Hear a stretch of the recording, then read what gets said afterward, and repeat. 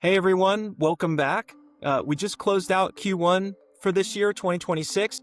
Today we're breaking down what happened across US stocks, international stocks, and bonds, and we'll end with the big macro story of the quarter, oil. So let's get into it.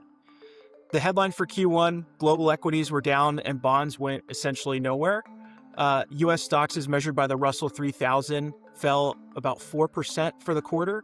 International equities held up better. The MSCI EFA index was down just 1.1%, and emerging markets were nearly flat, just down 0.2%. And the Bloomberg US Aggregate Bond Index was flat as a board, returning 0%. The Fed made no changes to interest rates during the quarter, and unemployment ticked down slightly to 4.3%.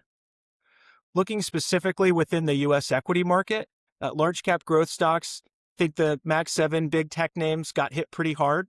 The Russell 1000 growth fell 9.8% on the quarter. Meanwhile, large cap value returned positive 2.1%. That's a spread of nearly 1,200 basis points in just a single quarter.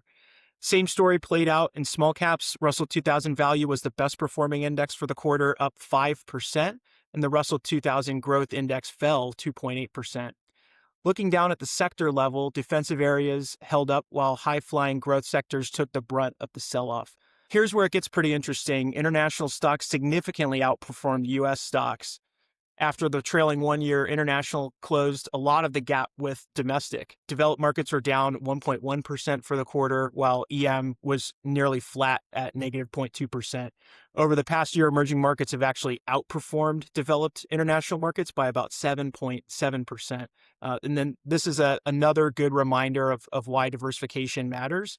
Bonds had a fairly quiet quarter, but not necessarily a comfortable one. The Barclays aggregate was flat 0% as rates moved higher across most of the yield curve. The best performing fixed income sector was cash, up 0.8%. The worst was corporate investment grade bonds, down 0.5%. With the Fed on hold and rates elevated, the yield curve remains a key thing to watch. And here is the Q1 2026 market kaleidoscope. And we always show this in all of our market reviews. And really, it's just a great chart to illustrate what was once the best performing asset class can easily be the worst performing asset class in any given year.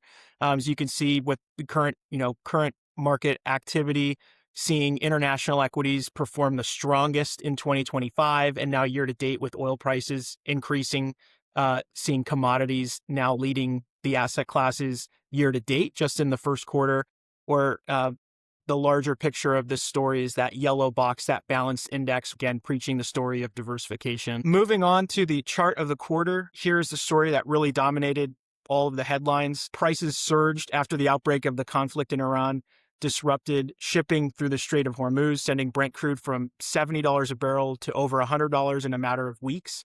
If you've been at the pump lately, you've felt it.